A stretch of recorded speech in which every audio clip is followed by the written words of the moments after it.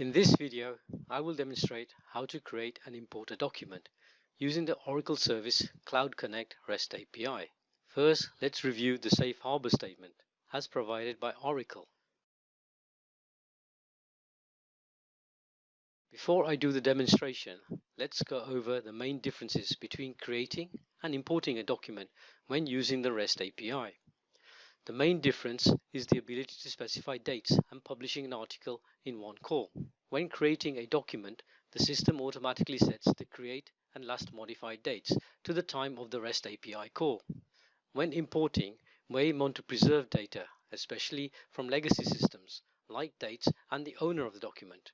In the latter case, it is possible to specify all date values and even publish the document in one call. Here is the content creation REST API call and its parameters. It requires the post method. The URL specifies the endpoint ending in /content. In the headers, we have to set the site name, the locale ID, the API integration user token, as well as the console user token. This has already been covered in my previous video. The accept and content type are set to JSON. When creating content, here is the minimum payload that is required.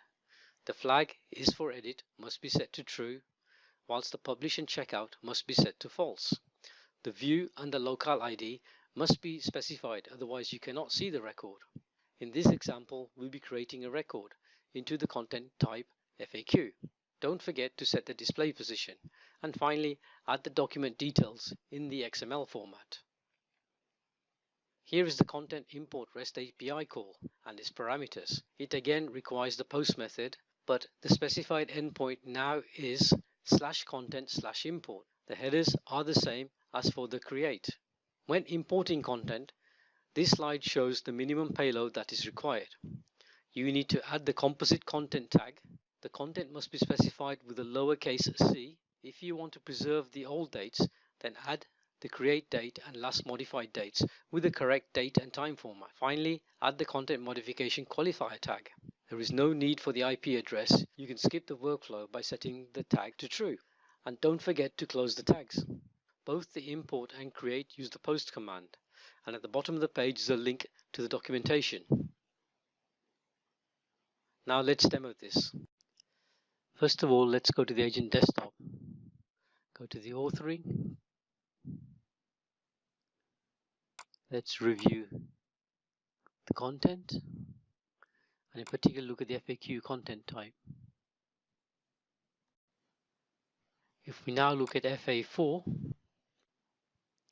we can see not only the content, but we can see the categories, the products, the dates, and also the views that it's applied to.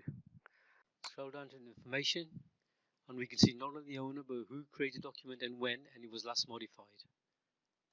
Now let's go into Postman, get the FA4 record, and edit it to create a new one.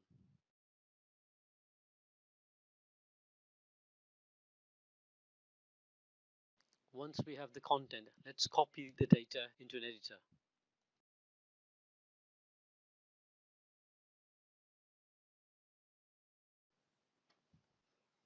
First of all, let's set the is for edit flag to true.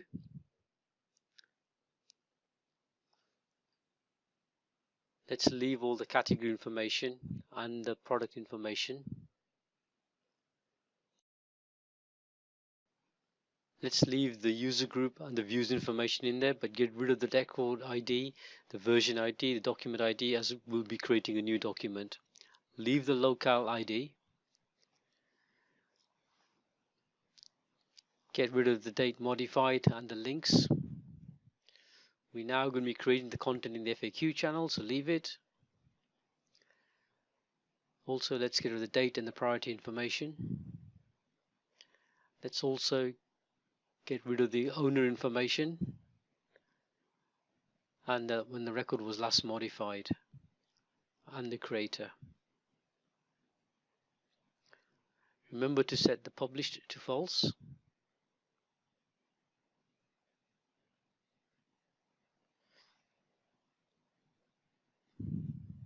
Also take out the pending information, leave the checked out there, get rid of the published version.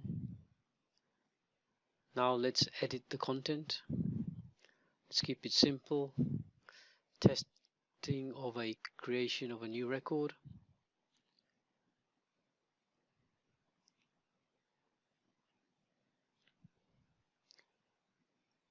Let's also remove the resource path because we don't need it.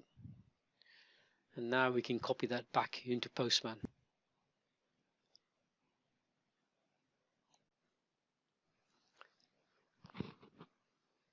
Select the create record URL. Just make sure the headers contains the right authentication. Now copy it into the body and send the request.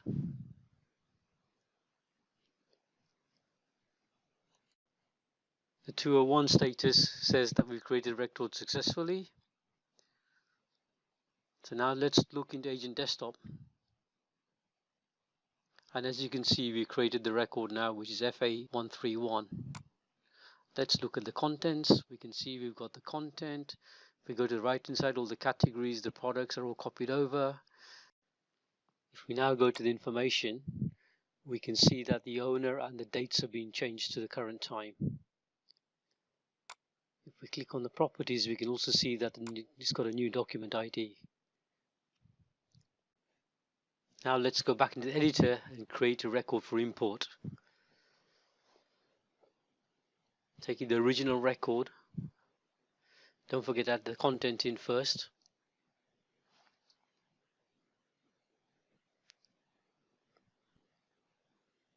Okay, make sure you go to the end marker. Put in the create dates and the last modified date. And also update the content that you want. So let's put in the word test import record. Don't forget to remove the resource path. Don't forget to add in the content modification qualifier at the end. Now let's copy this back into Postman. Select the content import URL, paste the content. Oh, we seem to have an XML error. Let's correct it. This is JSON format.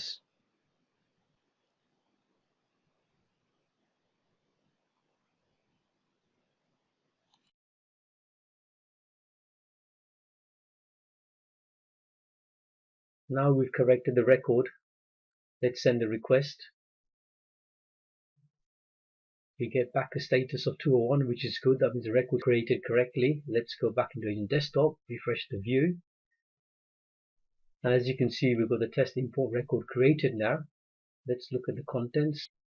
As you can see, the categories, the products have been added. Looking at the info, we can see that the created date is the date specified on the import. So now here's all the records. So in this demo, we were going to create records and we're going to import records. Hope you've enjoyed watching the videos. Thank you for your time.